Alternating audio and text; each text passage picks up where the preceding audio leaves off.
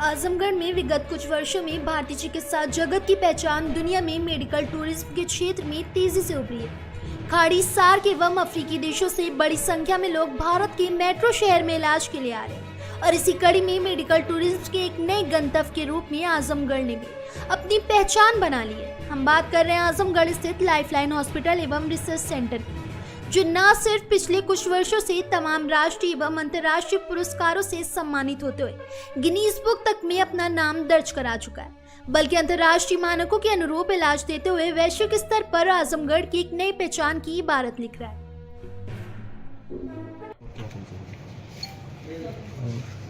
देखिए, medical tourism देश का एक बहुत इम्पॉर्टेंट पार्ट होता जा रहा है, क्योंकि आप जान रहे हैं कि खाड़ी देशों, सार्क देशों और अफ्रीकन देशों में उतने बेहतर इंफ्रास्ट्रक्चर न होने के कारण इन देशों के लोग भारत की तरफ मुख कर रहे हैं, क्योंकि उनके लिए यूरोपियन अमेरिकन कंट्रीज़ में ट्रीटमेंट बहुत ही कॉस्टली साबित हो रहा है। तो अभी तक ये पेशेंट देश के बड़े शहरों जैसे कि आप जान रहे हैं कि मुंबई, पुणे, दिल्ली, नोएडा, इन सब क्षेत्रों में आते थे और वहाँ ऑपरेट कराते थे। लेकिन ये चीज़ पहली बार हो रही है कि पूर्वांचल में और ख़ासकर आजमगढ़ जैसे जनपद को ये चूज़ कर रहे हैं, और एक अच्छे इंफ्रास्ट्रक्चर के कारण लाइफलाइन हॉस्पिटल में, जो कि एक उस लेवल का है जो कि जिसमें आप वैश्विक सर्जरीज को और विश्वस्तरीय इंफ्रास्ट्रक्चर होने के कारण हम लोग एक बेहतर ट्रीटमेंट और बेहतर रिजल्ट्स के साथ उनको ट्रीटमेंट देने में सक्षम हो पा रहे हैं। अभी तक 3 पेशेंट जो बांग्लादेश से आए लाइफलाइन में, और रिसेंट में पूरा परिवार जो कि तमाम उन भ्रांतियों को तोड़ते हुए कि भाई कमर का ऑपरेशन नहीं कराना चाहिए, कमर के ऑपरेशन में तमाम दिक्कतें आती हैं, उन भ्रांतियों को तोड़ते हुए इतनी दूर से बांग्लादेश से हमारे पास आया। यहाँ पे इनका एक बहुत ही अच्छा एडवांस तकनीकों से, जिसमें MIS तकनीक शामिल है, उससे भी इनका ट्रीटमेंट किया गया और ये पूरी तरह स्वस्थ होकर के इस ऑपरेशन के बाद पति पत्नी दोनों ही 5 दिन के अंतराल पर दोनों ही ने अपना ऑपरेशन कराया, और इस मिथक को तोड़ते हुए कि नहीं, कमर का ऑपरेशन नहीं कराना चाहिए। क्या है, कहाँ के रहने वाले यहाँ पर? जी, मैं मोहम्मद लियाकत अली, बांग्लादेश नौगांव जनपद से रहने वाला हूँ। आप पति पत्नी दोनों यहाँ इलाज करने आए, क्या दिक्कत थी दोनों लोगों? हम लोग के चलने फिरने की बहुत तकलीफ थी।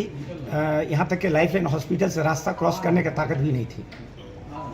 अब तो इतना सफल ऑपरेशन हुआ कि कल तो हम आपका आजमगढ़ के आन बान शान सिवनी नेशनल कॉलेज भी चक्कर लगा कर आए और वहाँ मौलाना शिबी नोमानी की कब्र भी ज़ियारत किए, वहाँ नमाज भी पढ़ी, बहुत सारे सर के लिए दुआ भी किए। तो आप अपने इलाज के सिलसिले में कहाँ गए? इलाज के सिलसिले में मैंने वेलोर, बेंगलोर और बांग्लादेश ढाका में भी। तो कैसे लाइफलाइन के बारे में आपको जानकारी मिली?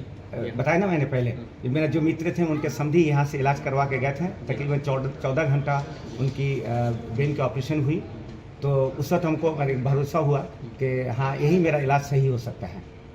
असल मैंने इलाज का जो मसला है वो विश्वास और मन का भावना का व्यापार है।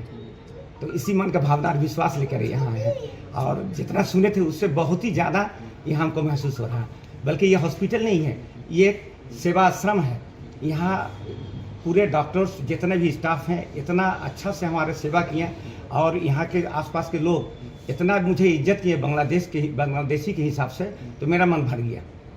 और ये हॉस्पिटल और ये हॉस्पिटल के जुड़े हुए जितने भी परिवार हैं, ये एक परिवार नहीं है, बल्कि क्या कहते हैं, एक परिवार जैसे हैं। जैसे परिवार में अगर किसी का कुछ हादसा होता है, कोई भी कष्ट होती है, तो परिवार के सब लोग जैसे टूट जाते हैं, ठीक उसी तरीके से यहाँ के हॉस्पिटल के डॉक्टर्स और स्टाफ जो भी है टूट पड़ते हैं। हम इन लोगों की सेवा से बहुत खुश हैं। दोनों पति पत्नी आप लोग? हाँ, हम लोग सही हैं। एक तरफ इस सफल ऑपरेशन के बाद ये परिवार अब अपने देश जाने की तैयारी कर रहा है, तो वहीं दूसरी तरफ अपने विश्व स्तरीय आधारभूत संरचना एवं तकनीकी के प्रयोग से लाइफलाइन हॉस्पिटल अब वैश्विक स्तर पर सफल ऑपरेशनों की फहरिस्त तैयार करते हुए उत्तर प्रदेश एवं नई पहचान बनाने में अपनी भूमिका अदा कर रहा है। फिलहाल इस खबर में बस इतना ही।